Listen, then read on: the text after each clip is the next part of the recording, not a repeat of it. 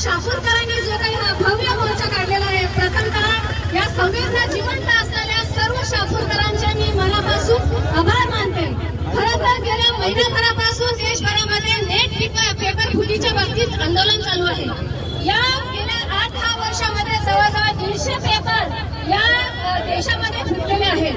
आपल्या मध्यमवर्गीयांसाठी नीट परीक्षा असेल, जेईई असेल, या महत्त्वाच्या परीक्षा आहेत। आपण बघतो की 8वी पासून आपण त्याची तयारी करतो, त्याला सांगत असतो की तुला डॉक्टर व्हायचंय आणि तुला या परीक्षांचा अभ्यास करायचा आहे। मध्यमवर्गीय आपल्या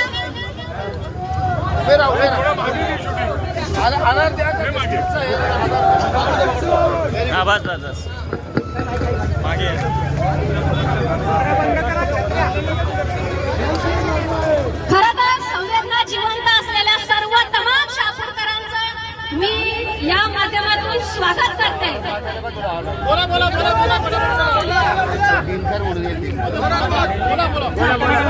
आज या मोर्चामध्ये आपण बघतोय, आपण जरी म्हणत असलो आपल्याला याला राजकीय रंग द्यायचा नाही, परंतु ज्यांच्या संवेदना खरोखर जागृत असत्या तर ते इथे आले असते।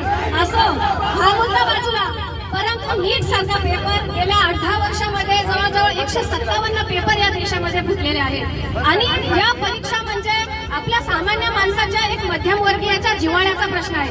पण मित्रांनो, ज्या 4थी पास अनपढ गवारांच्या हातात आपण देश दिलाय, त्यांच्याकडून आपण या पेपर फुटीची काय अपेक्षा करणार किंवा काय चौकशी करणार? बरं, नेटचा पेपर फुटला, परंतु आता दुसरा पेपर जो झालाय त्याची जी आन्सर की आली ती देखील यांनी पुन्हा आन्सर की आणलेली आहे।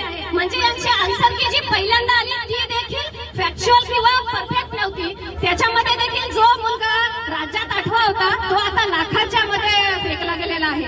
म्हणजे कशा पद्धतीने तुम्ही परीक्षा घेता? अरे तुम्ही पोलीस फोर्स आणता, एअर फोर्स आणता, तरी तुमचे पेपर फुटतात, तुमच्या आन्सर की बरोबर येत नाही।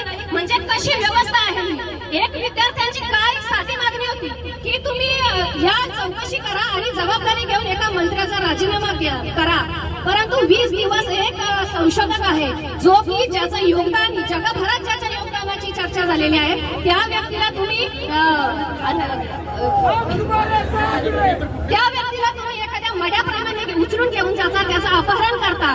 परंतु या जगाचा इतिहास आहे, ज्या ज्या सरकारांनी युवा शक्तीला ललकारलेला आहे ती सरकार पायउतार झालेली आहे आणि आता हे युवकांचं आंदोलन नक्कीच देशाच्या कानाकोपऱ्यापर्यंत पोहोचलेले आहे। हे कुणाच्याही पक्षाच्या किंवा कुणाच्या हातात राहिलेलं नाहीये आणि